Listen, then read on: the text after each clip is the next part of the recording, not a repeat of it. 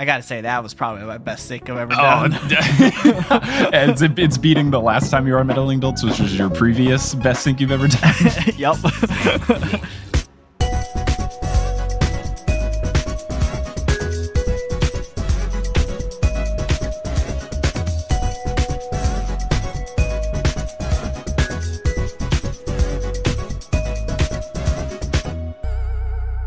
Welcome, fellow sleuths, to a very special edition of Meddling Adults. We are in between seasons 1 and 2, but we didn't want to leave you all hanging high and dry without any sweet content to consume. So to bridge the gap, we have decided to put together a little Meddling Mailbag episode, just answering any and all questions you have about the show itself, stuff outside of the show, what goes into making it, just to give you a little peek behind the curtain. A peek behind the mask. A peek behind the face covering, the face paint, the disguise, to see who's really behind this dastardly deed of a podcast. So yes, as you can hear, I've brought along Brandon Grugel, who you might remember from episode 2. He's also on the Multitude production team that has helped shape the show. He's helped me with some music stuff that you will hear coming in the next season as we've revamped some of the music in the show, which is very exciting. It's Brandon Grugel. Brandon, how's it going? It's me. Hi, it's good. I wore my Bigfoot mask for this, just for you. And you can't see me because it's a podcast, just like real big feet. Big feet? What is the plural? Is there one Bigfoot? And if there's more, what's the plural of it? So far, I think there's only just the one. Okay. I've always been confused about, do we call him Bigfoot or Sasquatch? Like, what is the more correct term? Like, what does he want to be identified as? And I could see maybe it being where Bigfoot is his name, but Sasquatch is like his genus or species or something. Mm-hmm. So maybe there's one Bigfoot, but there's multiple Sasquatches. Ah, yes. I believe that is correct. Cool. Great. It is now. We solved the first mystery. Huzzah! The mystery of the Sasquatch. So we've got a whole bunch of questions. I just forwarded them all to you without looking at them because I think it's fun if I'm caught by surprise by some of the questions. So you've curated them, and I'm very excited to hear which questions from the lovely audience you have for this episode. Yes, they're so lovely. We got a lot of questions about like what kind of books might be fun, so I just want to see your take on them and see if you've read them at all. We'll start with this one from Rachel. Hey, Meddling Adults, love your show. Really gave me a much needed inspiration for writing and my D&D game. So here are my questions. Number 1, are you going to have a new mystery series like the Boxcar Children, or books that aren't strictly mysteries like the series of unfortunate events? That's question 1. Have you read them? I have read the series of Unfortunate Events books. I thought they were very good. The problem with books like that and the Boxcar Children books, and unfortunately what I learned the hard way with Nancy Drew, is that it's really hard to do books that are 100 or more pages and it's only one mystery, because the problem, which happened with Nancy Drew, is I would get through a whole book and then get to the end of it and then realize, that wasn't very good. And then I've spent a lot of time reading a book and then it just doesn't work for the podcast. The good thing about the books where it's multiple mysteries per book, like Encyclopedia Brown, Clue Jr., I believe the regular Clue books are like this too, where it's multiple mysteries per book, is that worst case, if I read an Encyclopedia Brown mystery and it doesn't work for the podcast, I've only invested, say, 5 to 10 minutes into reading it, so it's okay. Like every Encyclopedia Brown book has 10 mysteries in it, and usually for an episode of Meddling Adults, I'll go through one book and there will be 4 in there that fit. And the reason a mystery might not fit is mainly just that it doesn't work for the show of, did you notice the one thing that the detective noticed? And that's why Encyclopedia Brown is so perfect. And I'm very thankful that most people seem to like him, because I think just for the format of the podcast, it works best for, there's one tiny detail. Did you catch it? And then it's easier to ask that of an audience. Most people enjoy it, except for the guests on the show. Yeah, they're super tricky. They really are. So to answer the original question, yes, there will be new series introduced. I have some that I have in mind. I have some that some people have helped me do research on, which has saved me some of the time of doing it. But short answer, yes, there will be new mysteries, but unfortunately, I don't think the types of series where it's one entire book for one mystery will work. Unless we hire 60 people to read all the books. Yeah, unless we hire a professional book reader. Hi, please just read all of these Nancy Drew books and tell me which ones work. I have been on mic to try to get some Goosebumps stuff, which I know are usually long form novels. But I read a Goosebumps book recently for a podcast I was on. It was only like 60 pages. Okay. And there's also short stories ones. So, ooh, see, that's what's good. That's how we did Cam Jansen. Is they're normally one mystery per book, but the one that I did for the Cam Jansen episode was a 3 mystery in one book. Ooh. So if the series have ones like that with a bunch of tiny ones in it, let me know and I'm happy to do it. You know, if there was a boxcar bonanza book of a bunch of mysteries in one, that would work. It's purely just the time investment because not every mystery works for the show, and I can't spend, a day reading a book and then say, that didn't work. Right. So if you do have any audience out there, if you have any series that you want me to, convince Mike of, let me know on Twitter and I will get on it. All right, next question. Thank you, Rachel. So this one comes from Kinsey Q. All right, this is a little bit of a, 100 horse-sized ducks or ducks horses thing? Yes. Who would solve a mystery quicker, Encyclopedia Brown or Nancy Drew? Fight. Brain fight. Purely based on how it goes down in the books. And I know that this is not a individual argument. It's 100% because of the structures of the book. But I would say Encyclopedia Brown just because it's usually very quick. And Nancy Drew usually has to get into danger and have her life threatened before she solves the mystery. Yeah. Like an integral part of the Nancy Drew thing is I'm gonna die.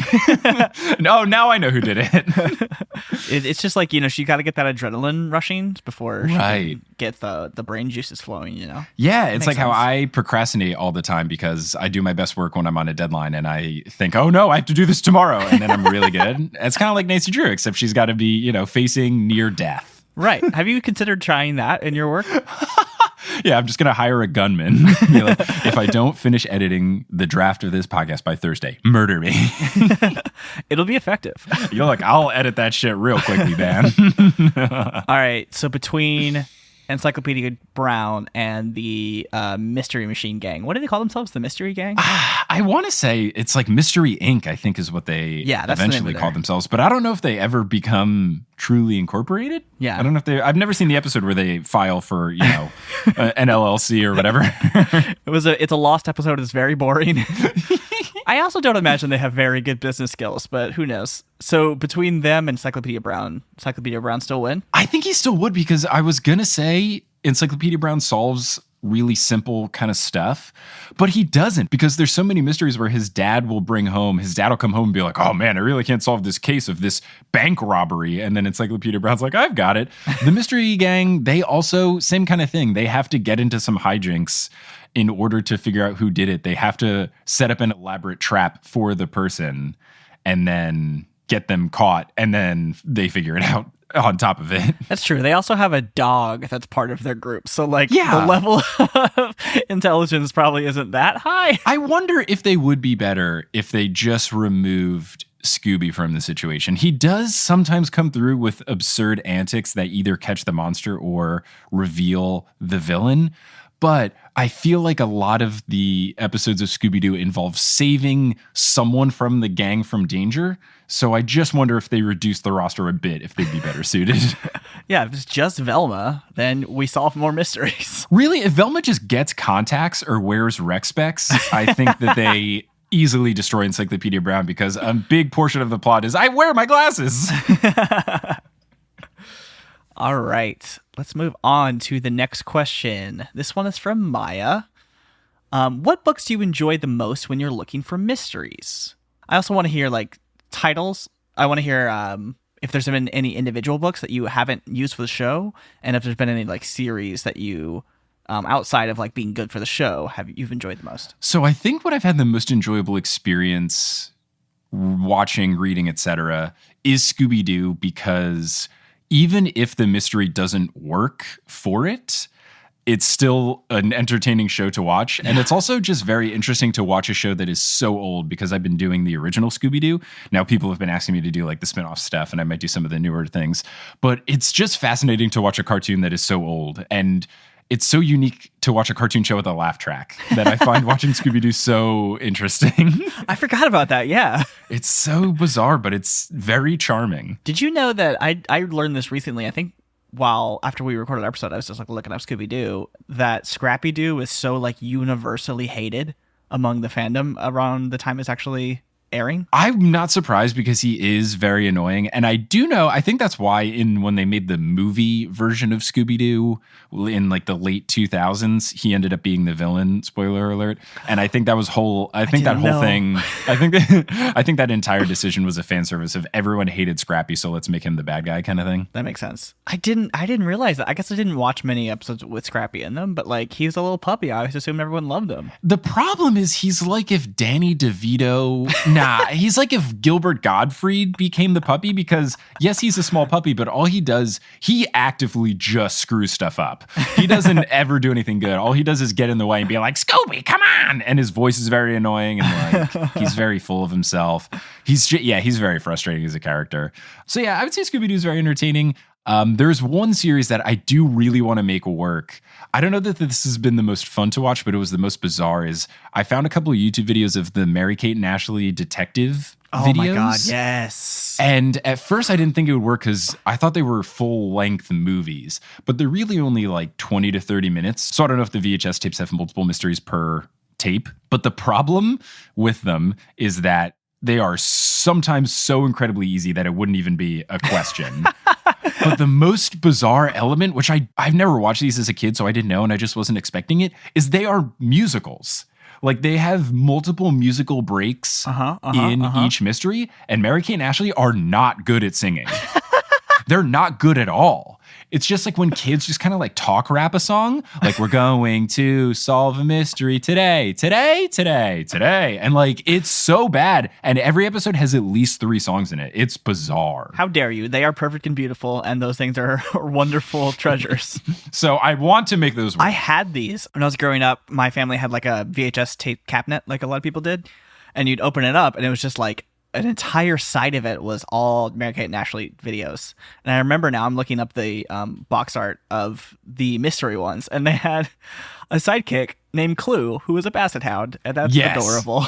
Yeah, like all of the non-singing elements of the show are really cute, and I've enjoyed watching them, but yeah, so far all the ones I watched were just too easy, man. It was painfully obvious. So I hopefully will find ones that are a little trickier, because I know people have asking for that. I think it'd be really funny. Yeah, I love it. I would definitely do that. I might know them because I probably watched them. Ooh. Anyway, speaking of Scooby-Doo, Rivka asked if you're planning to do an episode with the Scooby-Doo movie. I did just reveal the spoiler to it earlier in this episode. I think the problem with the movie, much like I said for some of the books, is it is a very long time commitment in terms of prep. It would be hard because I would have to find like 3 Scooby-Doo movies if I wanted to make everything kind of the same vein. Yeah. And it's just like, it's too long of prep. The problem is that I don't think people realize how many mysteries I throw out. That like Encyclopedia Brown, I will read them, and there's so many that just simply don't work. How many are there in a book? There's 10 in a book, and for this first season, we did 5 Encyclopedia Brown episodes, and I got all the way up to book 10. Oh, wow. So that would be 80 mysteries that just got thrown out. Oh, wow. So at some point during like season 30 of the show, you're going to have to start writing your own mysteries. Yeah. I mean, thankfully, there's at least 50 Encyclopedia Brown books, which is good. So I at least have a bit of a buffer. And to clarify, I actually made this a real question, but Rivka did say, can you do an episode reviewing the cinematic masterpiece that is the 2004 Scooby-Doo movie? But we know this is not a Scooby-Doo review show, so let's go to the next question. This one's from Jess. Do you think you've gotten better at solving children's mysteries thanks to this podcast? And do you still think you'd... Sorry, I just read this second part. And do you think you'd still fall for the Little Bagman red herring if you had all this mystery solving experience before reading Harry Potter? I think I would still fall for the Ludo Bagman thing because of the way it was set up. It was me just really falling for JK's trap in that it was similar to the way she set up other villains in the previous books in the series. So I really thought I nailed it. And also, Ludo Bagman kind of falls under the Scooby-Doo premise that I usually follow, which is like he's one of the first guys you meet, and he's not overly sketchy, but he's always there. Yeah. And that is usually a pretty good recipe. His name is Ludo Bagman. If he's not the bad guy, who is? So I think I would probably still fall for it. I do think I've gotten better at the mysteries, mainly just because I have gotten a sense, at least for Encyclopedia Brown, I've gotten a sense of what kind of stuff to look out for. And I think some of the things that seem a little more out of left field, I'm keener on picking them up. I will say I'm exactly the same at solving Scooby-Doo because I will never not guess the first person that you meet. I will always guess that. That makes sense. Yeah, you sort of get the pattern that there is to all these children's books because children love consistency. So Right. Yeah, I'm sure they love all the same, going through the same mystery and just varying up the details. So that makes sense. Though I will say the last Encyclopedia Brown book I read for the season 1 finale, those were really hard. They were really, really hard. So I'm excited to see if Donald J. Sobel or David, I think it's Donald J. Sobel is the author. I always get it mixed between Donald and David.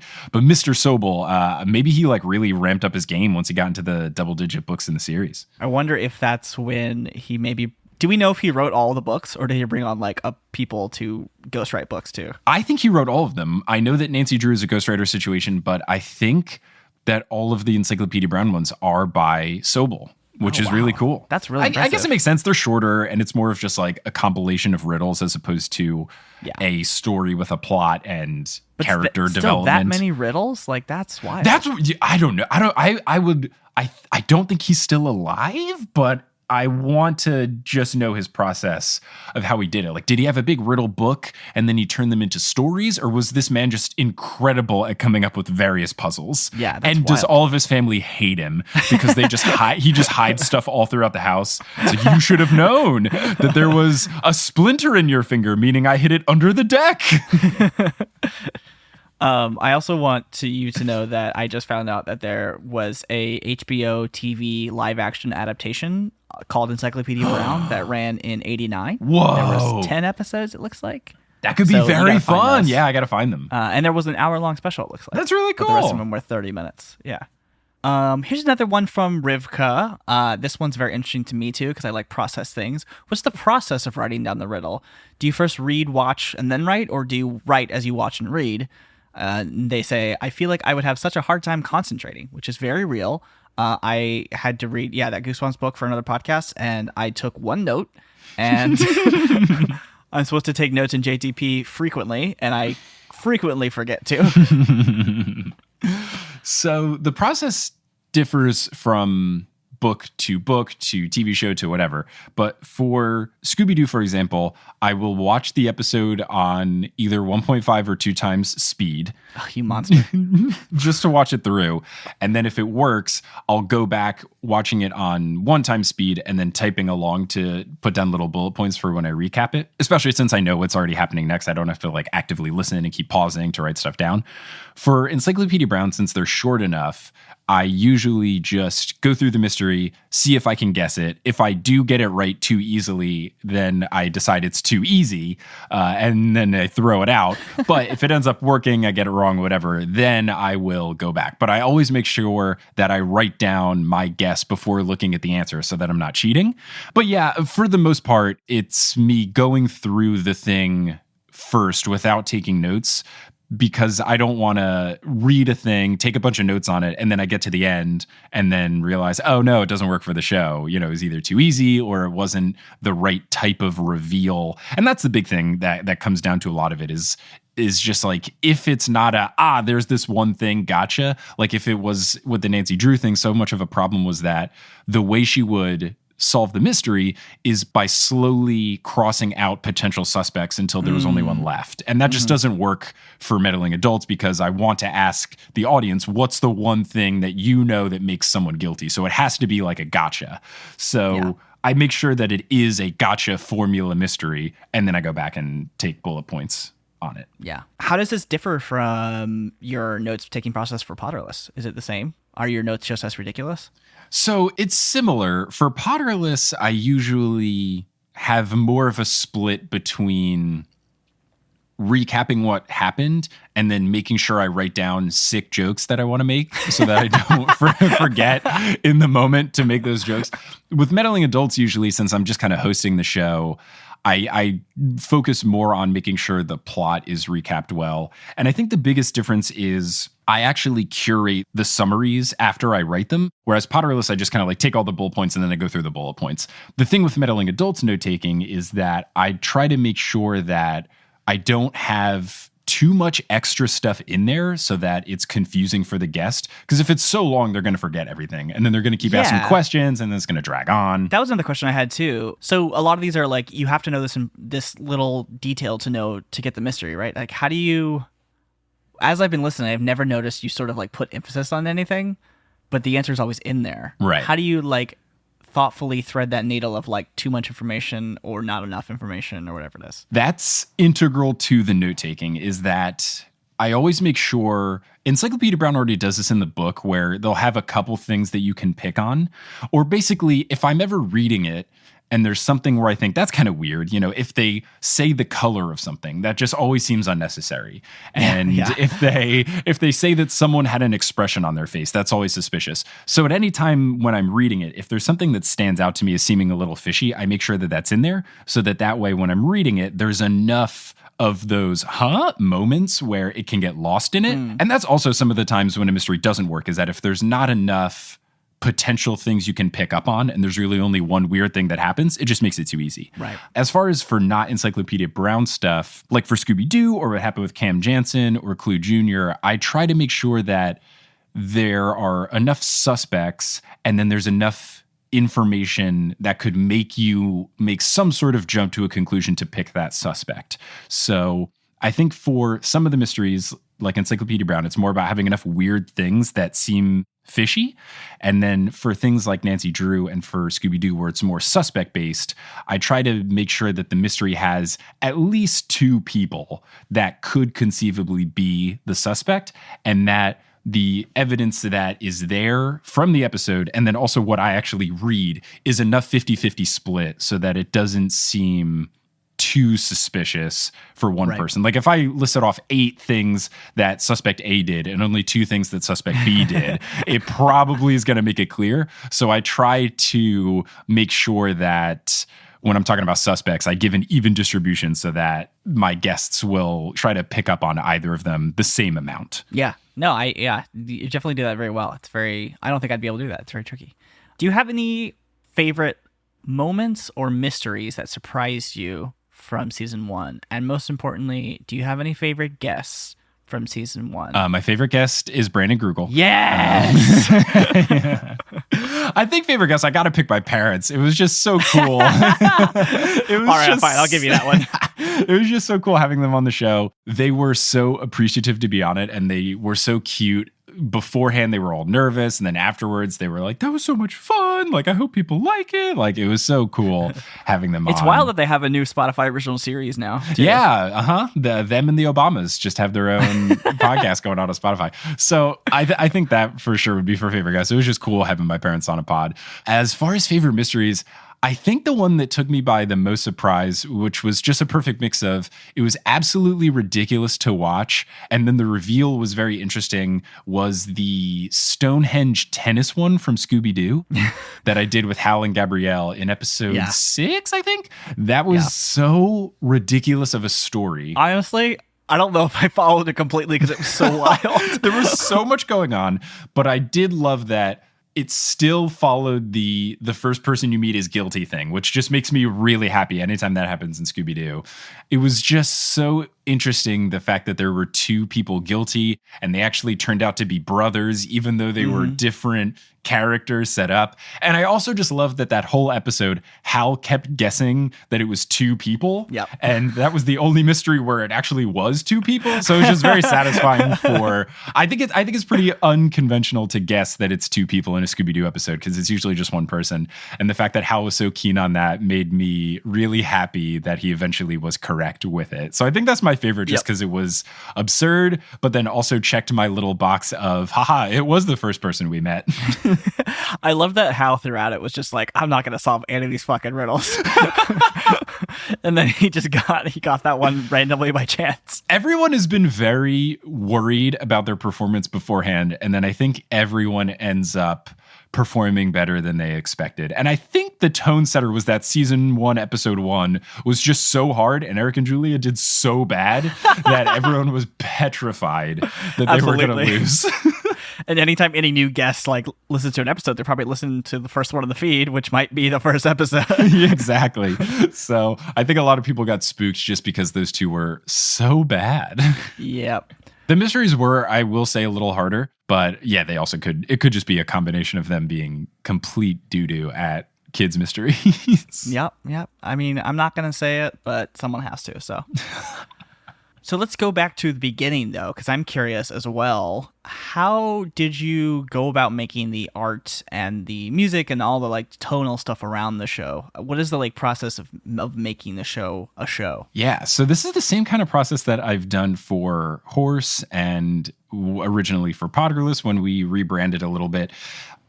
I just love the process of find people you know that are very talented and then just give them vague instruction, not super vague, but like as good of instructions as possible, but then let them be creative with it. So for the music, obviously I've worked with Bettina multiple times on podcast theme songs. So I messaged her and I just said, hey, I'm making a new show. It's a whodunit mystery show. So if it could be something somewhat like mystery, film noir-y sounding, I think that would be really cool. And then I sent her just an example of something that I found on like a royalty-free website. And if you listen to the pilot, if you're in the multi-crew, that was actually, I think I put it in the intro. I sent her that thing. The stock song? Yeah, the placeholder royalty-free stock song. So I just sent her that, which was very much like a doom, doom, doom, doom, doom, doom, doom, which was my original idea. Because I also thought the logo was going to be more film noir-y, which we still got some elements of in. I sent her that, and the best was, and this is why I love Bettina, is she just replied 2 days later with a little draft of it, and she said, I gave it mad Sonic the Hedgehog vibes, if that's okay. And then and then it was like there was no correction to be made. What she sent as her first draft was what we ended up using for season 1. And it was just like, it was so different from what I sent and what I asked for, but it was still like exactly perfect at the same time. Like, yeah, totally. I don't know how to describe other than that. I just told her a lot of the vibe I was going for like something with suspense, something very like bass heavy, and something that's like funky and jazzy would be cool. And then she sent me that, and it was just perfect. Like it has elements of suspense in it. Like I think that final note is really like suspenseful mystery sounding, which I think really brings it together. But then it's also just really fun with the marimba and the tambourine and the drum beat in the background, and the Mortal Kombat round 1 was very fun. So that's not you? It's not. But when we eventually, and I'll give this away as a spoiler, someone on Reddit suggested like, oh, for season 2, you should make it say round 2. And thankfully, I think they go up to round 4 in some of the new Mortal Kombats. Yeah, how many rounds are there? So I think in the original game, it was just 3. It's just best of 3. And even for 3, they say final round. But I think there's some things where they say others. We'll try to find as many round whatever clips as we can. But spoiler alert, for season 2, Brandon has helped remaster the song, and we put in round 2 instead of round 1. So yeah, maybe it'll be me when we get to, season 17 and I'm like, round 17. I'll have to start saying it. You have the voice for it. Just then sounded great. So I think we'll be all right. So that's how we made the song. That was user Long Peanut on Reddit, by the way, who asked that. Oh, thank you for finding that. Shout out to Long Peanut. And user Job, I believe, who gave us the YouTube link for round 4. Yeah. Job is actually one of the moderators too, so they've done a lot of help with the Reddit and doing automatic posts. So shout out to user Job with the O as a 0. So now as we're in between seasons, Brandon has worked with me in a similar way to help remaster the song a little bit, just tweak things a little thing here and there. Brandon is very good at sound design and mixing. You are very easy to work with because I don't know technical stuff. So I just say like vague things, as much of like emotion as I can, and then you are somehow able to translate emotion into musical stuff, and then it works. So I appreciate you so much. That's what you got to do as an engineer, because everyone's like, I want it to feel more sad, and you're like, oh, you mean you want this to be minor or whatever it is. The best is I took a screenshot of a particular part, and I'm going to put this on social media because it's so funny, is there's a point where I'm talking about bass notes and stuff and trying to make it sound the right level. And I said, it feels like it's so deep that it's harder to tell the distinct notes apart. And I just love that upward run before it resets. And I want that to be heard clearly. And then you eventually go, yeah, you want the attack of the bass to be heard more, but also keep deep subtones how they are. It's totally possible. And I said, yeah, right. I knew that. So it's just stuff like that where a lot of what I do, because I don't have the capacity in my musical or audio editing knowledge, is just like trying to get as much emotion and explanation of how I want something to feel. And then I'm working with people who are able to translate that into actual work. And It works out very well. Yeah, I imagine it's similar to sort of some of the engineering stuff, or maybe like an engineer that might work with an architect of like, yeah, we're building this building, but the point of it is its aesthetic beauty. Right. So it's balancing those two things, and you have to have both sides of the coin in order to get that across. Definitely. So that's how all the music came to be. And then as far as the logo, I tweeted about making the show, and Ma-Yan, who is the artist, she ended up replying saying, hey, I have some ideas for what the art could look like, because at this point I had announced it and I believe we made the pilot for it, but I hadn't started working on the art. So we ended up DMing back and forth and just kind of gave some information back and forth of like what I was looking for, what she had in mind. Before she even replied, I said that I wanted something where like it was turning the classic film noir guy in a trench coat with the big fedora and it's all silhouetted, but turning that, instead of being all black and white and moody, into like bright and vibrant and very loud. And that's why the colors are so bright and in your face, and being very on brand for me. The actual color spectrum, the pink, the blue, and the yellow, all come from the Miami Heat Vice jerseys that came out this past season, the basketball team. It's all the exact hex codes from their jerseys. I thought you were going to say like from pairs of pants you owned, but that's also good. I mean, I don't have yellow pants. I got yellow shorts, but I do have light blue and pink pants that are pretty close to the logo. So I sent her that color swab of what I wanted and that idea. And then I was a part of a Nancy Drew themed improv show when I was in Seattle, and it was super fun. And they had someone do the poster for it, and they made it look like the old Nancy Drew cover. And I don't know the name of this art style, but it's what the background looks like of the cover art, where it's very old school, but it's still pastel-y and bright. And it's a lot of like block filling in kind of stuff, just a very old school animation type vibe. Kind of like if you have those national parks posters, like whatever art style that is, the old school kind of thing. So I wanted that kind of vibe. And then when Ma-Yan sent over the draft that she had, it mimicked that Nancy Drew cover from the second book, which is the iconic one, her walking up the staircase. And I thought that was perfect. And then we originally had just a person in a trench coat, and then I thought, wouldn't it be funny if we had 3 kids in a trench coat, since we're doing children's mysteries and all of that, and it would be silly and funny and a fun play on it. So that was the longest part of trying to figure out how we make it look like it's definitely kids in a trench coat. So that's why there's the sneaker hanging out. And then there was a lot of discussion of like, I think the kid should be blonde because then he'll look more like a kid. And the hat, like that, wow. That took the Burn longest. Like that took the longest. And then the only other thing of note is that the actual font at the top, Meddling Adults, Ma-Yan drew that by hand, but it is inspired by DC Comics has a series called, I believe, which is how they got their name, Detective Comics. And that it's that kind of thing where it slants together. So she made it based off of what that looked like, and that's why it has the shape that it is. So it's got a little bit of, a little bit of Nancy Drew, a little bit of Detective Comics, a little bit of Vincent Adult Man from BoJack Horseman. And that's how we landed at the cover. And then, of course, a little bit of the Miami Heat Vice jerseys. Of course, because you always need that in everything you do. Everything needs to be basketball. Everything is basketball. Exactly. What was the process of like developing the show? I remember when we did you brought it to us. We did a brainstorm meeting, and we were just like brainstorming a bunch of different ideas in various genres. And the idea was, what if we read mystery? What if we tried to solve children's mysteries? And everyone was like, "Oh, that's good." Yeah. And then you went off, and then we did it. Yeah, so we had an ideation session with Multitude in November, and I was home for it because of the Podreless live show / Thanksgiving. And since live shows were on the brain, I was thinking we were trying to come up with ideas for new podcasts. And it was just, like a creative experience of, okay, from scratch, just come up with a new podcast idea. Because we're always coming up with pitches at Multitude, but this was a nice way for us to just kind of make something new and see if you can make something from it. And that's where Meddling Adults came from. So I was trying to think of what made our live shows fun. And what made the Potterless show that we did in November fun is that was when we did the bracket to find the most interesting non-essential character.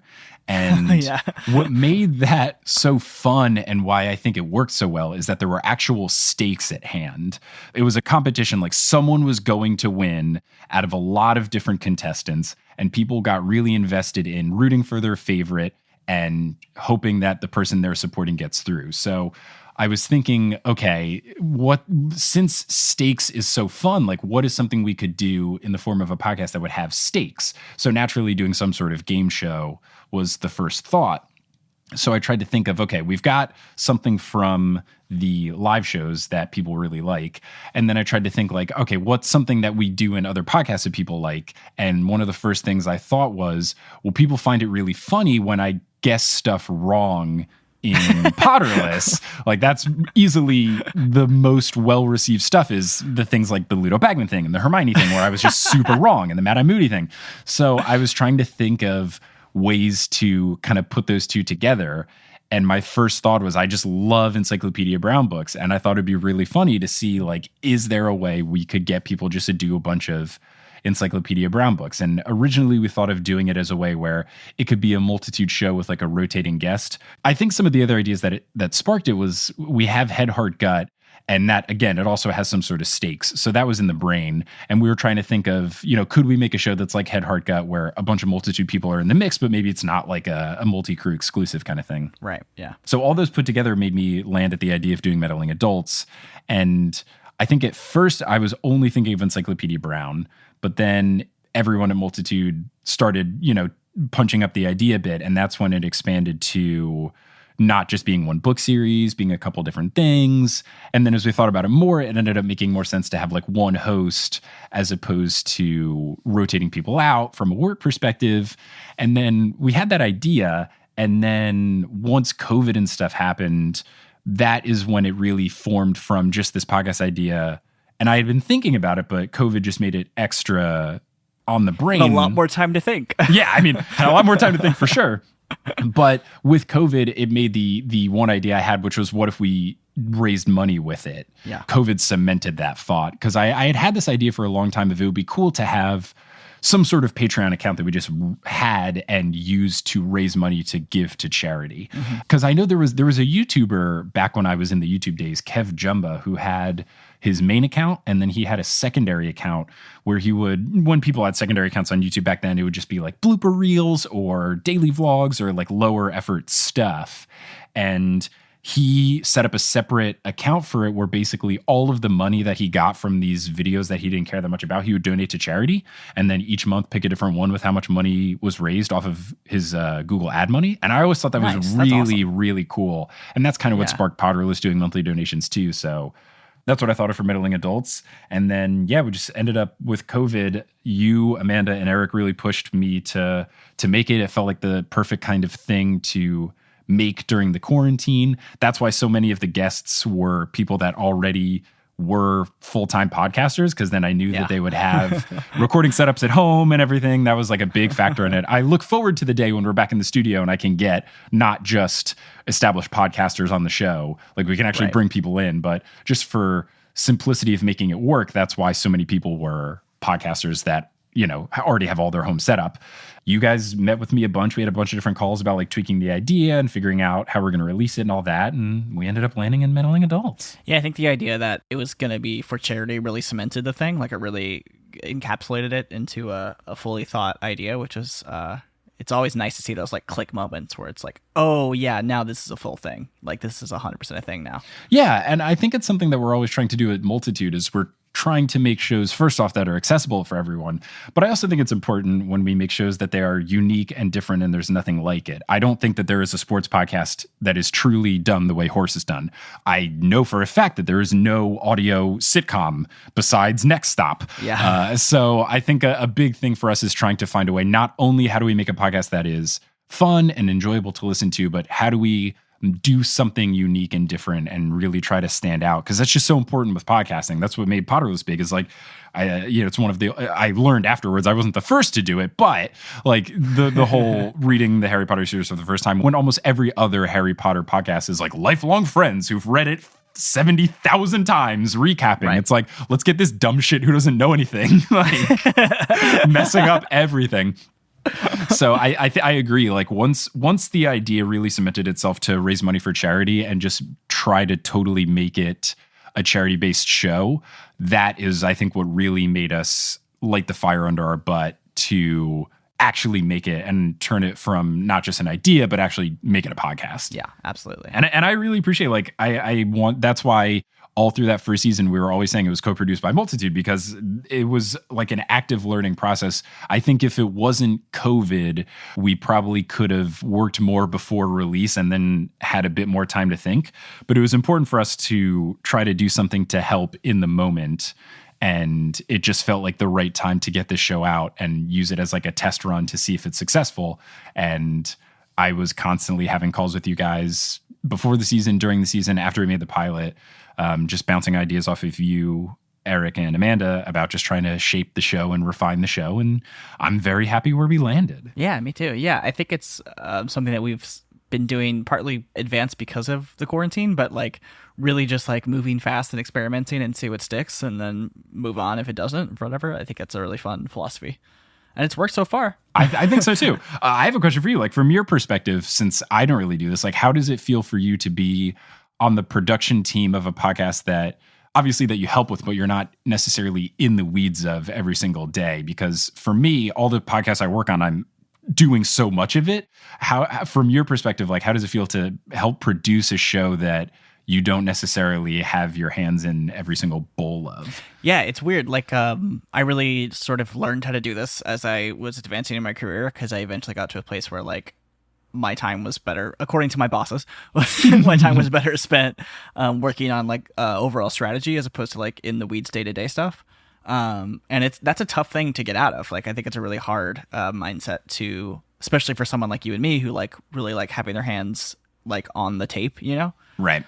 But it's also like super rewarding, like, especially because I know, because I used to like play music and stuff, that my ideas, personally speaking, are generally always bettered by other people. Like, being on a team, my ideas usually become more than they were. And so I like to do the reverse, where it's like when people have ideas, I like to be that person who's a team member on their team and try to make their thing like the best version of what it is. And it's really fun because other people come up with things that you would never think of, obviously. So like, if all the Multitude shows were yours or mine, like, they would all have the same similar like art style and music style, and it would all be very samey. But because it's all a bunch of individual collective people pulling their weight together, we get things like a theme song that I would never have thought of, and like a color palette for the art that I would never have picked out for myself, but I really love, you know, that kind of stuff. So it's really rewarding to see the sort of unique characteristics of each person come out through their shows, if that makes sense. Yeah. I mean, I think the way you're describing it is almost like the way I was describing earlier with working with the artists to make the art and the music, and even Kelly with the website is... Yeah. If you give people free reign to operate in an area where you know that they are going to be fine on their own, right? You just give them as much instruction and feedback as you can, and then they come back with work, and then you continue to tweak it. And I think that's nice. And it also reminds me of when I did sketch comedy stuff in Seattle. We would have these brainstorming sessions where someone would bring a sketch to the table, and then it would just be like 15 minutes of people saying like, what if you did this? What if you did this? What if you did this? And then they would go back and make version 2.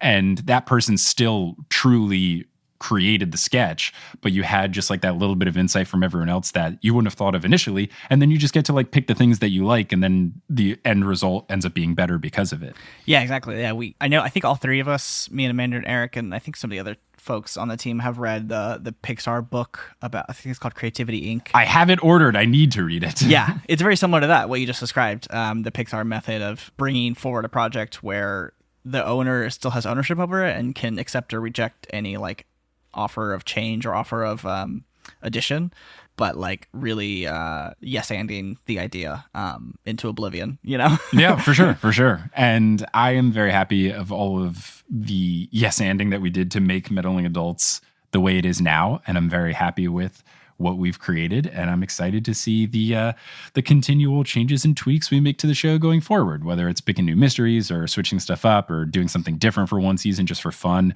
I'm very excited to see where this bad boy goes. Me too. And folks, I will continue to be on mic about getting goosebumps, and I also just found Sherlock Holmes short stories. Ooh! So Yeah, I mean, if anyone finds stories you think will work, please send an email to meddlingadults@gmail.com, and just keep in mind, like, if it's quicker stuff to go through, the better. So any of those books where it's like multiple mysteries per book are perfect. TV shows where it's like under 20-minute episodes, anything like that, I'm happy to try out new things. I have a running Google Doc called series people have told me to look into, and then I just look into all the stuff as I'm trying to find out new stuff for future seasons. that's cute. Yeah. Well, Brandon, thank you so much for helping me out doing this whole mailbag. This was very fun, and I hope Thank everyone you. enjoyed the little peek behind the meddling curtain. I'm very well, I don't think we should call it a metal curtain. I'm very glad that you allowed me to cover up the fact that I cannot read for 60 minutes. So The power of editing. Oh yeah, that's one thing I also wanted to mention is this is one of the first times where I truly let someone else edit a show without putting as much of my hands into it, which was hard. Eric did a lot of the editing, and then I would still give some notes, and then he would take those notes into account. But yeah, it got to a point over the creation of this season where I just wasn't sleeping enough, and we had to get some help in the mix, and that's why Persia came in and helped out, and she did some great work. And it was hard for me to pull back the reins since I'm so obsessive with the editing style that I do for Potterless, that I think it was a good exercise for me to be okay with the not having to touch every single aspect of everything, because that's just not feasible. And I think it was a good learning experience for me of working with an editor, which is something I will have to do going forward if I continue to work on podcasts, because it's just not feasible to not do that. Yep. It's a rude awakening, but it's a necessary one. Yeah. So I appreciate the work that Persia did as well, because it made my life better in that I got to go to bed. It's very important. Yes. Well, Brandon, thanks for coming on, and everyone listening, thank you so much for listening. Thanks to everyone who has been a patron and raised money over these past couple of months for the charities, as well as everyone who has joined in the raffles so far for the 2 books. We'll be revealing the winners of those when we do the charity recap episode, where I give a little description of all the charities winners and losers, not just the ones that won. Every single charity I'll be discussing in an episode, and I'll also reveal who won those raffles. But we've raised a good chunk of money for that as well, which is really cool, because I think that this first season is going to be the highest expense-wise, because we had to buy things like the website and the domain and paying artists for the music and the logo. There's a lot of one-time expenses this first season, so I feel like the charity giving out won't be as high, but thankfully with the extra stuff that we've gotten from the little raffle, it's kind of offsetting those, so we can give out more to these very deserving causes and organizations, which I feel great about. So thank you all so much. It's the generosity, like literally you are the ones keeping this going, of how much money we raise is all thanks to you, and I can't thank you enough. I love it. Yeah. Thank you, everyone. So even though the show is about detective kids, what keeps this show truly going is our wonderful listeners who are the true meddling adults. Oh, I get it.